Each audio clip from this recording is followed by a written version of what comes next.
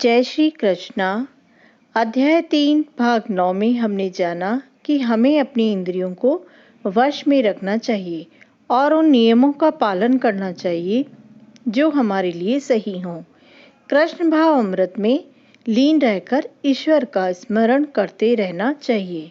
आज भाग 10 में हम जानेंगे कि भौतिक कर्म हो या आध्यात्मिक कर्म, मनुष्य को मृत्यु पर्यंत अपने नियत कर्मों में दृढ़ रहना चाहिए। अन्य के निर्धारित कर्मों का अनुकरण नहीं करना चाहिए।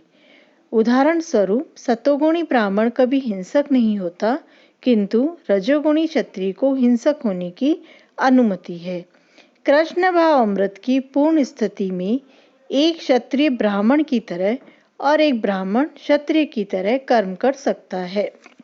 हम इसको एक उदाहरण के रूप में समझ सकते हैं। विश्वामित्र को हम सभी जानते हैं। विश्वामित्र मूलतः क्षत्रिय थे, किंतु बाद में वे ब्राह्मण हो गए थे। इसी प्रकार परशुराम पहले ब्राह्मण थे, किंतु बाद में वे क्षत्रिय बन गए। ब्रह्म में स्थित होने के कारण ही ऐसा संभव हो सका। आगे यह सब वृत्तांत सुनकर अर्जुन के मन में यह प्रश्न उठता है कि हे वृष्टिवंशी श्री कृष्ण, मनुष्य न चाहते हुए भी पाप कर्मों के लिए प्रेरित क्यों होता है? ऐसा लगता है कि उसे बलपूर्वक उसमें लगाया जा रहा हो। मनुष्य स्वभाव से भौतिक जगत के पापों में प्रवृत्त नहीं होता, किंतु जब वह माया के संसर्ग में आता है तो वह बिना झिझक के और कभी कभी इच्छा के विरुद्ध भी अनेक प्रकार से पाप कर्म करता है। अर्जुन का यह प्रश्न सुनकर श्री कृष्ण अर्जुन से कहते हैं कि हे अर्जुन, इसका कारण रजोगुण के संपर्क से उत्पन्न काम है।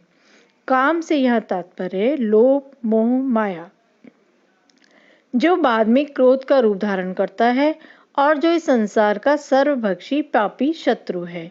जीवात्मा का सबसे बड़ा शत्रु काम है और यह काम ही है जो विशुद्ध जीवात्मा को इस संसार में फंसे रहने के लिए प्रेरित करता है।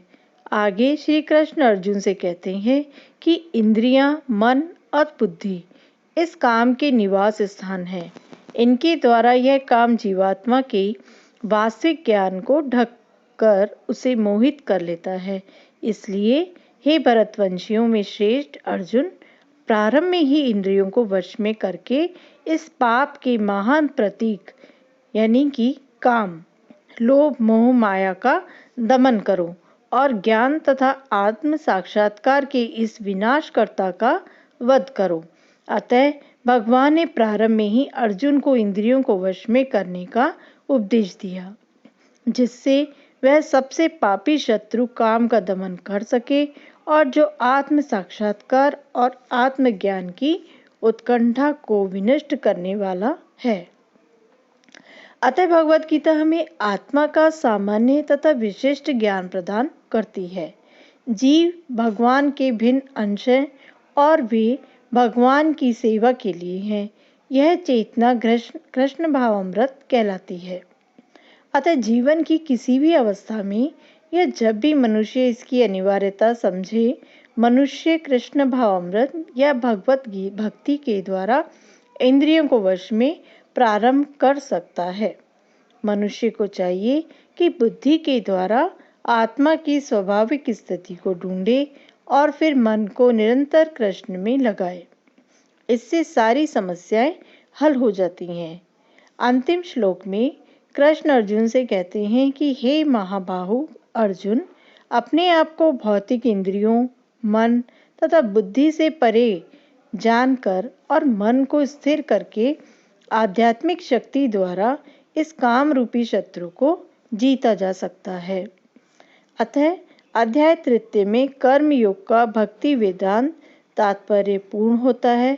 हम सभी ने अध्याय 3 को बहुत ही ध्यान से सुना, जिससे हमें कर्म योग के बारे में पूरा ज्ञान हुआ और इंद्रियों को किस तरह से हम अपने वश में कर सकते हैं, इसका भी हमें इससे ज्ञान मिलता है। आगे की वीडियो में अध्याय 4 में दिए गए दिव्य ज्ञान का उल्लेख करेंगे और आप सभी भक्त जनों से प्रार्थना है कि इस ज्ञान को आगे बढ़ाने के लिए इस चैनल को आप लाइक और सब्सक्राइब जरूर करें और अपने मित्रों से शेयर करें, जिससे यह ज्ञान उन तक भी पहुंच सके और मुझे आगे वीडियो बनाने की प्रेरणा मिलती रहे। जय श्री कृष्णा।